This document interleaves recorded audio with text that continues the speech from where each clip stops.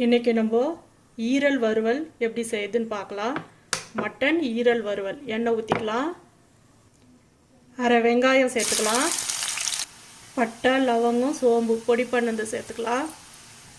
அரை தக்காளி சேர்த்துக்கலாம். கொத்தமல்லி கொஞ்சம் சேர்த்துக்கலாம். இஞ்சி பூண்டு பேஸ்ட்டு சேர்த்துக்கலாம். உப்பு சேர்த்துக்கலாம். 200 கிராம் ஈரல் சேர்த்துக்கலாம். மிளகாய் தூள் சேர்த்துக்கலாம். மஞ்சள் தூள் சேர்த்துக்கலாம்.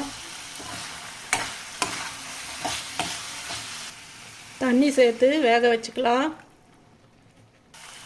மிளகாத்தூள் போட்டுக்கலாம்.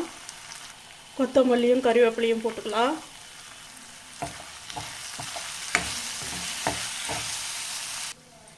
டேஸ்டான ஈரல் வறுவல் ரெடி. இந்த வீடியோ பிடிச்சிருந்தால் லைக் பண்ணுங்கள், ஷேர் பண்ணுங்கள், சப்ஸ்கிரைப் பண்ணுங்கள். தேங்க்யூ.